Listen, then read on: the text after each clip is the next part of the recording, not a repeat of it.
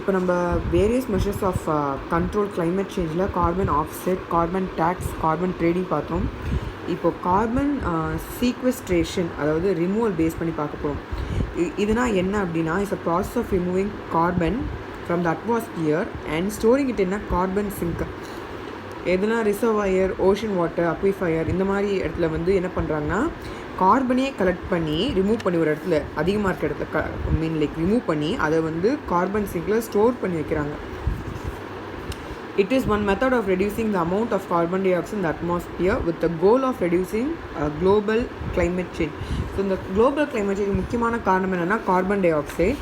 So அதை வந்து control பண்ணுறதுக்காக என்ன பண்ணுறாங்கன்னா, எங்கே அதிகமாக இருக்கோ அதை கலெக்ட் பண்ணி அவங்க அக்விஃபயராகவோ இல்லை ரிசர்வயராகவோ அதை ஓஷன் வாட்டராகவோ அவங்க வேறு மாதிரி மாடிஃபை பண்ணுறதுக்கு அவங்க ட்ரை பண்ணுறாங்க. So this is what the global sequestration. அடுத்து வந்து natural resources. Natural resources are something which comes from nature without any actions of humankind. This includes all valued characteristics present on earth, including sunlight, atmosphere, water, land, includes all minerals along with all vegetation, crops, animal life that is collected by the humans for a better life. அதாவது மனுஷங்களை சாராது எல்லாமே வந்து இயற்கை தான். அதாவது மனுஷனும் இயற்கையில் சேர்ந்த ஒன்று தான். பட் இந்த டாப்பிக்கில் இந்த ரிசோர்ஸ்ன்னு சொல்கிற ஒரு விஷயத்தில் நம்ம இதை படிக்கிறோம். ஸோ இந்த ஹியூமன் கைண்டோட ஆக்ஷன் இல்லாமல் வர்றது எல்லாமே நேச்சுரல் ரிசோர்ஸஸ் தான். ஸோ சன்லைட்டு நமக்கு சம்மந்தம் இருக்கா? நம்மள சன்லைட்டை வர சொல்கிறோம் இல்லை, அதுவும் ஆட்டோமேட்டிக்காக வருது அண்ட் மறையுது. ஸோ தண்ணி வந்து இருக்கிற தண்ணியாக நம்மளை சுற்றி இருக்க இந்த காற்று, இந்த நிலம், மற்ற தாது பொருட்கள், அந்த எல்லாமே பார்த்திங்கன்னா வந்து இந்த மிருகங்கள், ஸோ இது எல்லாமே இயற்கையால் செய்யப்பட்டது. இதை நேச்சுரல் ரிசோர்ஸஸ் சொல்கிறோம். ஸோ கிளாஸிஃபை நேச்சுரல் ரிசோர்ஸஸ் பார்த்திங்கன்னா ரினியூவபிள், நான் ரினியூவபிள்னு சொல்கிறாங்க. ஸோ இந்த ரினியூவபிள்னால் என்ன அப்படின்னா, திருப்பி அது வந்துக்கிட்டே இருக்கும். For example water, would, sunlight. So இன்றைக்கி போனால் நாளைக்கு திருப்பி வருது. இது வந்து என்ன பண்ணுறது அப்படின்னா இயற்கை. ஸோ இது என்ன சொன்னால், renewable resources are those which are B generated again after they are used. For example அப்படின்னு சொல்லி water, wood, sunlight are some of the examples of renewable resources. இதுவே நான் renewable natural resources அப்படின்னா என்ன அப்படின்னா, இது ஒன்ஸ் வந்து எக்ஸாஸ்ட் ஆகிடுச்சு அப்படின்னா திருப்பி அதை நம்ம அதே பொசிஷனுக்கு அதே இதுக்கு கொண்டு வர முடியாது. ஃபார் எக்ஸாம்பிள், நான் renewable resources is that which exhaust after frequent usage and sometimes it takes a long period to get generated like natural gas. So once நம்ம யூஸ் பண்ணிட்டோம்னா திருப்பியும் அதே மாதிரி ப்ராடக்ட் கொண்டு வரதுக்கு வந்து பல வருஷம் ஆகுது. ஸோ அதனால தான் நான் ரினியூவபிள் நேச்சுரல் ரிசோர்ஸஸ் சொல்கிறோம். ஃபார் எக்ஸாம்பிள், காமனாக நேச்சுரல் ரிசோர்ஸ் சொல்லக்கூடிய விஷயங்கள்லாம் லிஸ்ட் அவுட் பண்ணியிருக்காங்க. ஃபஸ்ட் வந்து ஃபாரஸ்ட் ரிசோர்ஸ். அதாவது forest is a natural ecosystem that has multi-species, multi-aged trees. Forests have diverse functions. They provide timber, forest products like lac, honey, wax, herbs, bamboo, roots, tuber, etc. They are useful in regulation of soil, water and air. Forests are vital for the preservation of biodiversity and play a significant role in maintaining ecological balance. So forest அப்படிங்கிறது என்ன சொல்கிறாங்கன்னா, இந்த இடத்துல நிறைய விதமான உயிரினங்கள், நிறைய விதமான மரங்கள், பல வயதில் வித்தியாசத்தில் உள்ள மரங்கள், பல விதமான யூஸ்ஃபுல்லாக மனிதர்களுக்கு யூஸ்ஃபுல்லாக இருக்கக்கூடிய விஷயங்கள் வந்து காட்டிலேருந்து நமக்கு கிடைக்குது. ஸோ இது வந்து ஒரு ஈக்காலஜிக்கல் பேலன்ஸாக ஹெல்ப் பண்ணுறதுல ஒரு பெரிய ஒரு சப்போர்ட். அண்ட் அகெயின் அடுத்த டாபிக் பார்த்திங்க அப்படின்னா, they provide fresh oxygen and also act as a carbon sink. So இதில் முக்கியமான ஒரு மனிதருக்கு தேவையானது ஆக்சிஜன், அதை கொடுக்கறதும் போதும் இல்லாமல் கார்பனை வந்து ரெடியூஸ் பண்ணி வைக்கிற லெவல் வந்து இந்த காடுகளுக்கும் அந்த மரங்களுக்குமே இருக்குது. அதுதான் சொன்னோம், மரத்தை வெட்டும் போது அந்த கார்பனுங்கிற விஷயம் வந்து ரிலீஸ் ஆகிடும். ஸோ இந்த கார்பன் டை ஆக்சைடுனால குளோபல் வார்மிங் அதிகமாகுதுன்னு சொல்லி நிறைய பேருக்கு தெரியுதான்னு தெரியல. ஸோ மரம் வெட்டுறதுனால கார்பன் டை ஆக்சைடு அதிகமாகுது. அதை அப்சர்வ் பண்ணி வச்சுருக்க மரம் அதை ரிலீஸ் பண்ணிது மரத்தை வெட்டினா. ஸோ அதனால தான் டீஃபாரஸ்டேஷன் பண்ணக்கூடாது, அஃபாரஸ்டேஷன் பண்ணுங்கன்னு சொல்லிட்டு நிறைய அவேர்னஸ் கொடுத்துட்ருக்காங்க. So exploitation of forest resources என்ன மாதிரியெல்லாம் வந்து ரிசோர்ஸை ரெஸ்ட்ராய் பண்ணாங்கன்னா, டீஃபாரஸ்டேஷன், ஒன்று மரத்தை வெட்டுறது is only responsible for the exploitation of indigenous forest and woods land. It has resulted in it has resulted in the reduction of indigenous forest of 4/5 of their pre-agricultural area. இதில் வந்து டீஃபாரஸ்டேஷனோட cause பற்றி சொல்லியிருக்காங்க. Population exploitation, forest fire, grazing animals, expansion of agriculture, timber harvesting, இதெல்லாம் வந்து list out பண்ணியிருக்காங்க. மெயினாக இது ஏன் ஸ்டெப் பை ஸ்டெப்பாக படிக்கிறேன் அப்படின்னா, இந்த டாபிக் தெரியாதவங்களுக்கு கூட தெரியணுங்கிறதுக்காக தான். சப்போஸ் இந்த டாபிக் தெரிஞ்சால் இந்த வீடியோ நீங்கள் ஸ்கிப் பண்ணிவிடுங்க, ஸோ எக்ஸிட் பண்ணிடலாம். ஸோ பாப்புலேஷன் எக்ஸ்ப்ளாய்டேஷன், அதாவது அதிக it poses a great threat to the environment. Vast area of the forest land are clear to claim land for human settlement. So ஒவ்வொரு building கட்டிடமும் கட்டுறதெல்லாம் நம்ம பார்த்தீங்கன்னா நிறைய இயற்கையை அழித்து தான் நம்ம வாழ்கிறதுக்காக பண்ணுறோம். ஸோ இதுதான் பாப்புலேஷன் எக்ஸ்ப்ளாய்டேஷன் சொல்கிறது. So forest fire, it is caused by both natural and human activities. Human clearing forest for habitation, agriculture, firewood, constructions of roads, etc. Therefore, they fire the forest.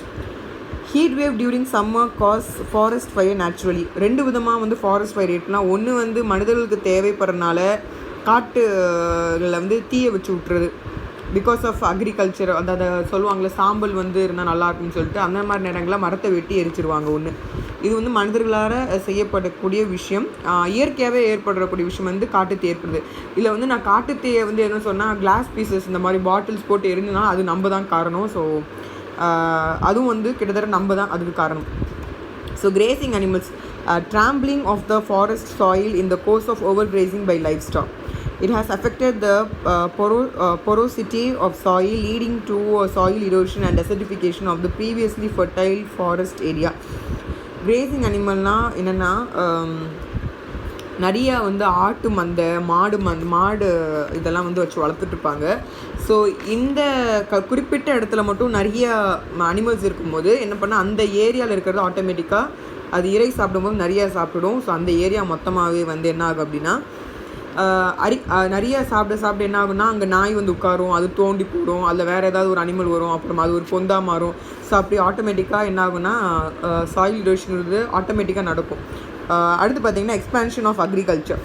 இதில் வந்து farmers clear forest to get more land for planting crops. Many small farmers clear a few acres of fed their families by cutting down trees and burning them in a process known as a slash and burn agriculture. அதுதான் முன்னாடி சொன்ன மாதிரி தான் அதுவும் கிட்டத்தட்ட ஒரே மாதிரி தான் இருக்கும், ஃபாரஸ்ட் ஃபயர் அண்ட் அது. ஸோ இது வந்து ஹியூமன் கிளீனிங் ஃபார் கட்டைகளுக்காக எதாவது பண்ணுறதா இருக்கும், ரோடு கன்ஸ்ட்ரக்ஷனுக்காக அதை பண்ணியிருப்போம். ஸோ இது வந்து சின்ன சின்ன கிராமத்தில் இருக்க விவசாயிகள் தன்னுடைய பசிக்காக ஒரு சில மரங்களை வெட்டுறது வந்து இதுலையும் சேர்த்துருக்காங்க. அதாவது அக்ரிகல்ச்சருக்காக க்ராப்ஸ் பண்ணுறதுக்காக அதை எரித்து அந்த சாம்பல்னால நல்லா வளரும்னு சொல்கிறதுனால அது ஒரு சில இது செய்வாங்க. ஸோ அடுத்து timber harvesting. Timber resource is an important asset of an country. Many industries flourish due to high demand of commercial goods. Therefore, it leads to 14% of deforestation. So deforestation வந்து 14% எதனால் ஏற்படுதுன்னா, டிம்பர் அதாவது மரத்தால் செய்யக்கூடிய கைவினை பொருட்களாக இருக்கலாம், இல்லை மரத்தால் செதுக்கக்கூடிய பலவிதமான சோஃபாவாக இருக்கலாம், இல்லை வுட்டாக இருக்கலாம், இல்லை மரம் வைக்கக்கூடிய கதவுகளாக இருக்கலாம், ஜன்னல்களாக இருக்கலாம். இதெல்லாமே வந்து ஒரு மரத்தினால் ஏற்படக்கூடிய விஷயங்கள். இதுக்காகவும் நம்மளுடைய பயனுக்காக மரங்களை வெட்டிட்டு தான் இருக்கிறோம். அடுத்து India state of forest report 2019. The Ministry of Environment, Forest and Climate Change released the India State of Forest Report ISFR 2019. The report of the first time asserted the qualitative nature of the forest cover, including listing its biodiversity and the type of plants and trees found. So இந்த வெப்சைட்டை வந்து முன்னாடி இருந்த பார்ட்லேயே நான் காமிச்சிருந்தேன். So இதோட key highlights என்ன ரிப்போர்ட்டில் சொல்லியிருக்காங்க அப்படின்னா, இது எதுக்காக எடுக்கிறாங்க மட்டும் சொல்லிடுறேன். இது எடுக்கிறதுனால எத்தனை விதமான மரங்கள், எத்தனை விதமான இன்னுமே வந்து ஹெக்டர்ஸில் இருக்குது, எந்தெந்த ஸ்டேட்டில் இதுக்காக அதாவது ரெகுலேஷன்ஸ் ஃபாலோ பண்ணி மரங்களை நிறைய நடுறாங்க, யார் வந்து ஃபாரஸ்ட் ஏரியாவை இன்னும் வந்து இன்க்ரீஸ் பண்ணியிருக்காங்க, எக்ஸ்பேண்ட் பண்ணியிருக்காங்க அப்படின்னு சொல்லி இந்த மெஷர்ஸ் தான் வந்து ரிப்போர்ட்டில் சொல்லியிருப்பாங்க. ஸோ இதை தான் நம்ம ரீட் பண்ண போகிறோம். The total forest tree cover of the country is, எத்தனை கவரில் இருக்குது, ஹெக்டரில் இருக்குது பார்த்தீங்கன்னா, total forest and tree according to the report 2019 படி 80.73 மில்லியன் ஹெக்டர்ஸ் இருக்காமா. அதாவது 24.56% of the total geographical area of the country. நம்மளுடைய கண்ட்ரி என்ன, இந்தியா. ஸோ இந்தியாவில் வந்து ஜாகிரபிக்கல் ஏரியா வந்து 24.56% வந்து ஃபாரஸ்ட்டால் கவர் ஆகிருக்குன்னு சொல்லிட்டு 2019 டேட்டாவில் சொல்லியிருக்காங்க. The forest and tree cover has increased by more than 130 million hectares in the last 4 years. 4 வருஷத்தில் 130 million hectares வந்து கவர் பண்ணியிருக்காங்கன்னா பாருங்கள், எல்லாருமே சேர்ந்து செஞ்சோம்னா எந்த அளவுக்கு இது சக்ஸஸ்ஃபுல்லாக இருக்கும் மரத்தை வெட்டாமல் இருந்தால். ஸோ ஏரியா வைஸ் மத்திய Pradesh has a largest forest cover in the country.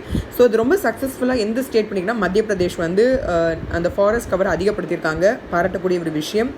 In terms of forest cover as percentage of total geographical area, the top 5 states are. So இந்த ஃபாரஸ்ட்டை இன்க்ரீஸ் பண்ணுறதுல யாரெல்லாம் வந்து 5 ஸ்டேட் வந்து நல்ல ஒரு ரிசல்ட் காட்டியிருக்காங்க. இங்கே தான் அந்த கார்பன், அந்த டேக்ஸ் அந்த கார்பன் அந்த விஷயம்லாம் வந்துடும். ஸோ இப்படி தான் நம்மளை வந்து சப்ஸ்டியூட் பண்ணிகிட்ருக்காங்க.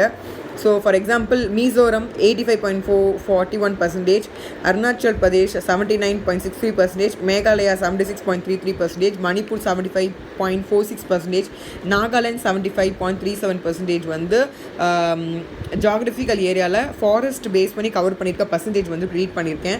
அடுத்து பார்த்தா top 3 states showing increase in the forest cover. So first top 3 யார் பார்த்தீங்கன்னா ஃபாரஸ்ட்டில் Karnataka 1025 square feet, followed by Andhra Pradesh 990 square feet, Kerala 823 square feet வந்து ஃபாரஸ்ட் வந்து கவர் ஆகிருக்கு. And again top 3 showing mangrove cover increase வந்து எங்கெல்லாம் இருக்குது அப்படின்னு பார்த்தீங்கன்னா Gujarat 37 square kilometre, followed by Maharashtra 16 square kilometre and Odisha 8 square kilometre. So maximum நார்த்தில் தான் நிறையா பண்ணிட்டுருக்காங்க. ஐ திங்க் ஸோ நம்ம சவுத்லேயுமே இந்த மாதிரி நிறையா பண்ணணும், அட்லீஸ்ட் வெட்டாமையாவது இருக்கணும் மரங்களை. So they are 62,466 wetlands covering 3.8% of the area with the recorded forest area RFA and greenwash GW of the country. So இதெல்லாம் நீங்கள் வெப்சைட் பார்க்கலாம். ரெக்கார்டட் ஃபாரஸ்ட் ஏரியாவாக இருக்கட்டும், இல்லை India state of forest report IFSR 2019 போனாலும், இல்லை கூகுளில் போட்டிங்கன்னா உங்களுக்கு இந்த ரிப்போர்ட்ஸ் வரும். ஸோ சோஷியல் ஃபாரஸ்ட்ரினா என்னென்னா, social forestry is the management and protection of forest. ஒன்றும் இல்லைங்க, காடுகளை பாதுகாக்கிறது, இதுதான் வந்து social forestry. It aims to plant more trees to improve the environment. Afforestation is done on barren and unused lands also. Trees are planted along railway lines, roadside, river banks, etc. The term was first used in India in 1976 by the National Commission on Agriculture. So first 1976ல national commission on agriculture தான் என்ன பண்ணுறாங்கன்னா social ஃபாரஸ்ட்னு ஒரு விஷயத்தை வந்து introduce பண்ணுறாங்க, இந்த வார்த்தையை. இது என்ன பண்ணுது அப்படின்னா, ஒன்று மரங்களை நிறைய நடுறதுக்காகவும், ப்ளஸ் வந்து காடுகளை வந்து அழிக்காமல் காப்பாற்றுறதுக்காகவும் இந்த சோஷியல் ஃபாரஸ்டிங் ஒரு கான்செப்ட் இருக்குது. ஸோ இதோட இந்த வீடியோ முடிச்சுட்டு அடுத்த ஆக்ட்லாம் போய் பார்த்துடலாம்.